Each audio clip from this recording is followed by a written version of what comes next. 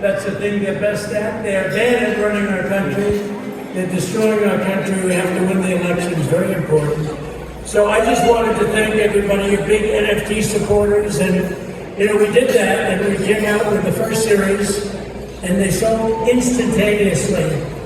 And then we said, we'll do it again, and they sold instantaneously. And then we did it again, and it was great. And it's just been a lot of fun. So I want to do a poll. I did it outside with some of the people that we had a little pre-meeting with some of the people.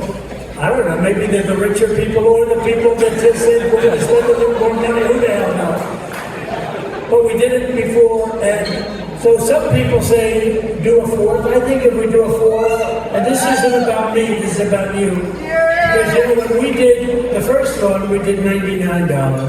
And the second one we did $99, the third one we did $99, even though the market was many, many times that. And I said, no, I don't want to do it. I want to do it. A big difference between $99 and $4.99. I think we would have had great success at $4.99, $5.99, maybe $1,000. I don't know. But I didn't want to do that. I wanted to make it. And nobody would believe it. They'd say, oh, what bullshit, this guy. It's true. Because a lot of people say, why are you doing that when there's a market value that's a lot different? But I'm doing it because I want people to do well. I also had one of these, I'd say probably 7 or 8 months ago. Who was here at the last one, you know? I was so impressed by the love of me and the love of the country and the spirit in that room that when we did the last one, I said, just do it at 99. But I don't know, they're all sitting outside, they're saying, when are you going to do a fourth? And I'm saying, I think if I do a fourth, don't you dilute it a little bit? And they said, no, you don't dilute it, we want to do a fourth. Then we had some good ideas. Somebody said, you can only buy the fourth if you haven't sold any of the 3. I said, that's interesting, you know, make it creative incentive, but we'll decide. I don't want to do anything that's going to hurt what you have right now, to be honest with you. So we'll decide. What I'm focused on now is we're running for election. We have the worst president in the history of our country. Jimmy Carter looks brilliant by comparison. He's a very old guy right now, Jimmy Carter, but he's a happy man because his administration, by comparison to Joe Biden, is brilliant. They marked down a few things, which I don't have to have us marked down. But we're going to seal the border. We're going to stop the invasion into our country. We're going to send Joe Biden's illegal aliens back home. We have to send them back home. Because this is not sustainable by any country. Do you agree with that, with a beautiful dress up? We're going to end the 50% Biden inflation tax. You know, he's got a tax of 50%. It's called inflation. Nobody's ever heard of that one. I thought of that about a week ago. I said, you know, the inflation is so bad that it's the equivalent of a tax. And we figured it out. It's about a 50% tax. People, even if they make more money, they're losing a lot. They're way behind the 8 ball when you look at mortgage rates, when you look at the cost of bacon, the cost of food, but the cost of some of these foods is just incredible. It's gone up 3 or 4 times since just 4 years ago. We're going to drill, baby, drill. We're going to get the answer. We're going to give our police force and our great police and our great people, we're going to give them the respect they deserve, and we're going to give them immunity so that if they happen to be a little bit tougher on criminals and putting the criminals away, they're not going to get sued, lose their job, lose their job, lose their home and their pets. So we're going to give all police in the country immunity, full immunity, so they can do their job. We're going to ban critical race theory and gender ideology from our schools. And we're going to keep men out of women's sports. Okay? Is there any young woman here that would like to see men participate in women's sports? Did you see the weightlifting record? The whole thing is crazy. These people are crazy. Can you imagine being up here 10 years ago or 15 years ago and saying we want men in women's sports? The best is the weightlifting, because a record that stood for 18 years, they couldn't break it. And you know what they did? They put a quarter of an ounce on one side of the dumbbell, and they put a quarter of an ounce on the other side of the barbell. So, you know, you'd have like, and I think the record was 203 pounds. That's a lot of weight for a woman to lift over her head, right? And they got up. Olympic women, Olympic great, beautiful athletes, and they get up and their mother and father is right in front, and their parents are so proud of them. They're gonna lift 203 pounds over their head, and they get up, and they went up, and they got it. Oh, look at mom, she's screaming, we love you, baby. This is after working for 15 years to break it. And she gives it a shot, gives it another one. Oh, doesn't it? And then another woman, world champion, gets up, same thing, gets up. Oh. Mom and dad are up there screaming, we love you, baby, we love you, baby. Boom, doesn't it? And then a man that happened to transfer into womanhood comes out, have you lifted before? No, not really. What's it about? And they said, well, you shouldn't be in this country. No, I think I can do better than they did. He's a world champion woman, and he goes up to the barbell! And he goes up, and he looks at it. And he has the world's women record. Now they say add 10 pounds, add 20 pounds, add 50 and 100 freaking pounds. Bing, bing, bing. That's a record that will not be broken by women for many years. 1/8 of an ounce they couldn't do, but I think he broke it by 123 pounds. And then you had the story of the great swimmer. You know who I'm talking about. Has anybody ever heard the story of the swimmer? Huh? And I tell you this, it's so ridiculous, the whole thing. So you had a Olympic class swimmer, and she's looking up and down the line. She looks up and down, she looks to the right, and she sees these people next, and she sees friends that she's swam against for 15 years. You know, they're all the best young female swimmers in the country. I think it's qualified for the Olympics, actually. And they look up and down the line. She looks left and she sees 6 girls. Hi, everybody. Hi, good luck. She looks right and she sees 6 girls. Hi, everybody. Hi. But right next to her is this giant, this huge person who has the wingspan of Shaquille O'Neal. In fact, Shaq was a little bit shorter than him. And she sees this giant and she said, wow. And you know what happened, right? She suffered a major injury. He went by her so fast that she suffered windburn from his speed. And he went back and he was having lunch while the rest of the young ladies were finishing. He went up for an early lunch. This is crazy what's happening. And it's no different than the border. The border, who wants people coming into our country totally unchecked, unvetted, even from a health standpoint? Well, think of it. Millions and millions of people are pouring into our country unchecked, unvetted. They've never seen anything like it before, totally unchecked. They're coming from mental institutions and insane asylum. You know the difference between a mental institution and an insane asylum? Does anyone know? An insane asylum is a mental institution on steroids. In other words, has anyone seen the lovely movie Silence of the Lambs? The late great Dr. Hannibal Lecter, right? So Hannibal Lecter is pouring into our country. Hannibal Lecter, he'd like to have you for dinner. Look at the famous line, hold on, I'm going to have a young man for dinner. He meant he was going to have him for dinner. These people are coming into our country, and then they're coming in from jails and prisons, prison being a stronger word, and they're coming in by the millions.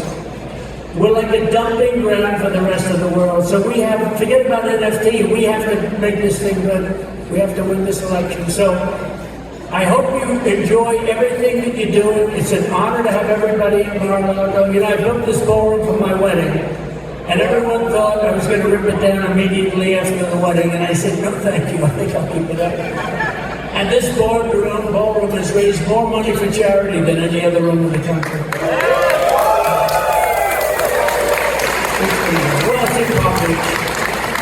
What is that picture back there? Whose pictures are there? Wow, okay, bring them up. Can you bring them here? This is gorgeous. I may have to put a bid. That is beautiful. Wow. I'm just looking at that from here. How much are those suckers? I may have to buy one of them. Well, I'm going to go over there. Just leave them there. I'm going to go over before the evening, before this beautiful evening's over. But I just want to thank everybody for having confidence in all of us. I have confidence in you, and you have confidence in me. The most important thing that we can do is win this election. Most important. And by the way, while we're at it, does everybody know the great Bill Zecker? Nobody knows this guy. He's one of the most successful people. He used to run Learning Annex, and I must have done 50 speeches for them. He'd give me a check and walk away. Everything he did has been successful with me, and I appreciate it. And a couple of other gentlemen, co-founder of Polygon Matic. Does anybody know? Mihailo. What the hell kind of a name is this? Gajulak. Who is he? Where are you? Malejo, where are you? Come on up here. And Ryan Selkis, he's the crypto influencer editor of CoinDesk. Does anyone know who the hell that is? But you know, crypto's been very big one. Come on, Bill, bring them up. Bring these two guys up. I assume they're rich and genius. He's a young guy. Are you CoinDesk? Look at this guy, handsome. You want to say a few words? 200,000 you're allowed. I did it the other day. I said, $1 million and you're allowed to speak, and two people took me up on it. I said, that's an easy way to make money. Hey, fellas, say a couple of words. We appreciate your support. Thank you. Honor, Mr. President. Ryan is here as well. I just want to thank you, everyone here. It's a great honor to be here. I'm the founder of Polygon. Polygon is one of the most successful companies in this industry, and I founded the company 4 years ago, and we reached valuation of $30 billion, and I think we just started. I'm incredibly happy to be here. Mr. Trump's collection is built on our platform. We're incredibly excited for that, and we are looking forward to support Mr. Trump further. I think his next presidency is extremely important for our industry, for America, and for the entire world. I'm very happy to be here.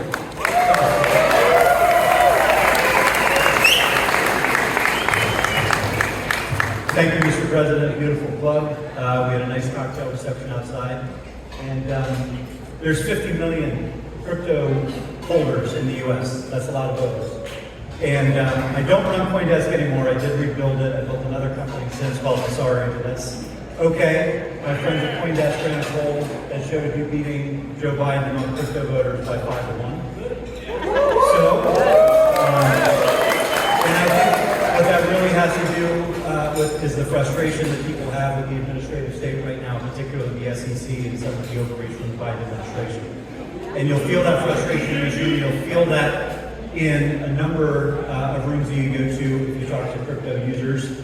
And I think it's about time that we bring and prioritize American tech jobs, American jobs in general, and make sure that we invest in a technology that is going to extend the dominance of the dollar and ultimately ensure that we are able to defend ourselves against attack from China, both in terms of tech and in terms of their digital yuan. So thank you very much for inviting me out.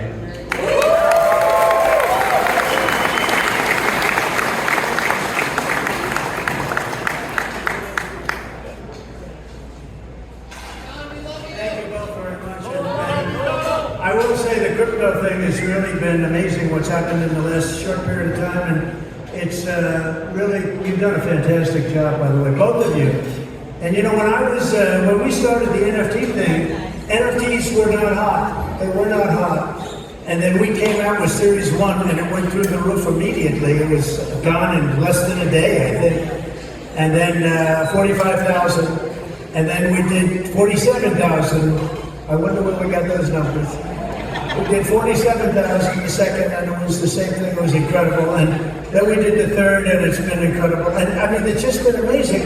And I think it's made NFTs hot again, and I hear that, and I hope that's true. I hope that's true. But it's an honor that you feel strongly about me, because I feel strongly about you. And I do think that when we win, we gotta win. We have no choice. If we don't win, we're not gonna have a country left. We're just not. So I just want you to get every one of your friends and your family and your voters and anybody you know, and make sure you get out and vote on November 5th. I think November 5th will be the biggest day in the history of our country. I really do.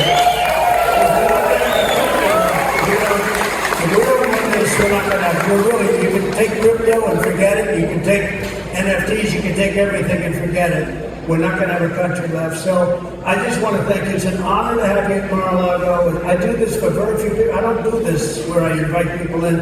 I was saying we had this nicest event 8 months ago. The people were incredible. And I really liked them. They really liked me. And it was just different. I mean, I've had a lot of events over the years. But this was different. There was such a warm feeling. There was a lot of love in the room. And I see it tonight too. We had a great meeting before with some very powerful influencers and other people that were very big into the NFT world, but really big into the Trump NFT stuff. And I just want to thank everybody, and we'll do everything we can. You know, I really think it's pretty obvious that when we did the naming night, I think people realize that I'm looking out for them. I want you to do really well with it. When I met last time, and this time I haven't spoken to people quite as personally, and this is actually a larger group. But when we did, I mean, filling up this ballroom, that's a lot of people. That's a lot of people. They came from all over the world, actually. But last time when I spoke with these people, some of them, they looked all like they were worth billions, because you know, in the old days we could say millions, but that's not so much anymore. But there you go. But they looked like they were worth hundreds of millions, billions. They were just a beautiful group of people. And some of them said, "This has saved my life. It saved my life." They bought 10 of them, and some of them really went through the roof, and a lot of them went through the roof. And that's an honor, and I hope you do really well. And I won't even make a decision. If we do 4, we'll do 4. I want to do what's best for you. Okay, Okay, we do it vote. Do you mind? Do you mind if I take a free poll? Okay, are you ready? We'll put something on it because I believe supply and demand, and therefore I'd vote not to do it maybe. But other people felt very strongly. I mean, you have to see a group of very smart people, a lot of people, a few hundred people out by the pool. They felt very strongly to it. Who would like to see a Series 4?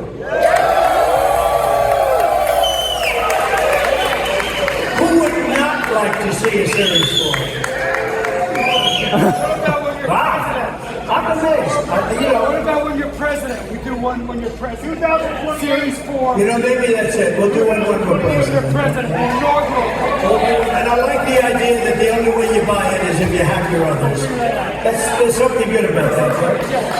Well, I want to just wish everybody a nice work. And now, if you don't mind, I'm going to get on the plane right now and go into a criminal trial with a corruption. Al Capone has not been indicted like Scarface. Have you ever seen Al Capone? He was a lovely character. If he had dinner with you and didn't like you, you were dead by the morning. You were dead. They would never find your body. You'd be in the Meadowlands someplace. Now, Al Capone was indicted less than me. I mean, think of it.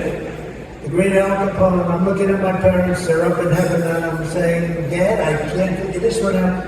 And not only that, it came in a wave. My whole life, I never heard that word. And now if you move your finger a little bit to the right, they indict you. It's all bullshit, but we have to go through it. Here's the good news. It's made me much more popular than I've ever been because everyone knows they all know. So I just want to thank you. So I'm going back now to a lovely criminal trial where they have more police around my courthouse than they have in Columbia University and NYU put together. It's like an armed camp because they don't want crowds. You know, it's a rigged deal. It's a rigged trial. But we handle things. We know how to handle things, and we handle it. Whatever it is, we handle it. We get it done, and we get it done right. But we have to turn around this country because this country's become corrupt. It's become a terrible place. And we're going to make America greater again, greater than ever before. And I love you people, and I want you to have a good time and make lots of money and have lots of fun. And we'll do it again next year.